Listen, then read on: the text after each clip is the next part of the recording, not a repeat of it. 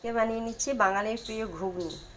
ঘুগনি বানাতে যা যা লাগছে, একটু আলু, একটু পেঁয়াজ, কাঁচা লঙ্কা, রসুন আর আদা বেটে নিয়েছি। কড়াইয়ে তেল গরম হয়ে গেছে, একটা তেজপাতা দিয়ে দিলাম, কুচানো পেঁয়াজ দিয়ে দেব।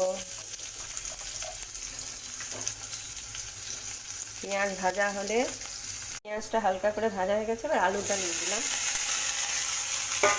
আলু আর কাঁচা লঙ্কা দিয়ে ভালো করে ভেজে নেব। আদা রসুন বাটাটা নিয়ে নিয়েছি, এবার এতে দিয়ে দিলাম ধনে গুঁড়ো হাফ চামচ, জিরে গুঁড়ো, হলুদ গুঁড়ো আর একটু লঙ্কা গুঁড়ো। ব্যাস, মশলাটা দিয়ে দিলাম, এবার একটু কষিয়ে নেব।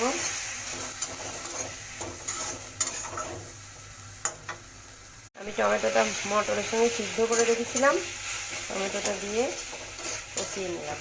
সিদ্ধ মটরটা দিয়ে দিলাম। আমি মটর সিদ্ধ করার সময় নুন দিয়ে দিয়েছিলাম, তাই আর নুন দিলাম না। এবার একটু ঢাকা দিয়ে ফুটতে দিলাম।